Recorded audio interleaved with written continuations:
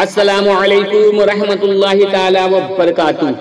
ناظرین، آج کے اس ویڈیو میں بتانے جا رہا ہوں کہ اردو بنگلہ TET امیدواروں میں HRD منترالیہ سے خط کا جواب نہیں آنے سے چھائی ہے مایوسی، لہٰذا ویڈیو کو آخر تک دیکھیں اور 1 سیکنڈ کا بھی ویڈیو اسکپ نہ کریں۔ اس سے قبل میں گزارش کروں گا کہ اگر ابھی تک آپ نے ہمارے چینل کو سبسکرائب نہیں کیا ہے تو سبسکرائب کر کے بیل آئیکن کو دبا لیں تاکہ ہمارے آنے والے لیٹسٹ ویڈیوز کا نوٹیفیکیشن آپ کو ملتا رہے۔ تو چلیے ویڈیو کو شروع کرتے ہیں۔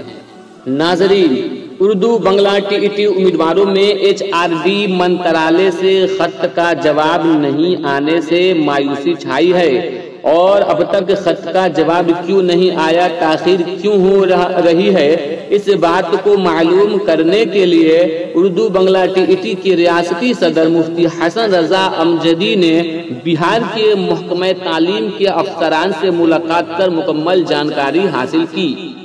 مفتی حسن رضا امجدی نے کہا کہ اب تک محکمہ تعلیم کے ذریعے سے بھیجے گئے خط کا جواب HRD منترالیہ سے نہیں آیا ہے۔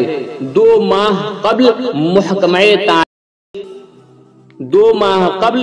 محکمہ تعلیم کے پرنسپل سیکریٹری RK مہاجن نے 12,000 اردو بنگلہ TET گریس پاس امیدواروں کے رزلٹ پر کارروائی کرنے کے لیے HRD منترالیہ کو خط بھیجا تھا، جس میں 5% کم کر کے رزلٹ جاری کرنے کا مطالبہ کیا گیا تھا۔ جواب نہیں آنے سے امیدواروں میں کافی مایوسی ہے۔ اس سلسلے میں سنگھ کے ذمہ داران مسلم رہنماؤں اور دیگر حضرات کے پاس لگاتار جا کر فریاد کر رہے ہیں کہ جلد سے جلد جواب طلب کرنے کے سلسلے میں محکمہ تعلیم کے افسران کے اوپر دباؤ بنایا جائے۔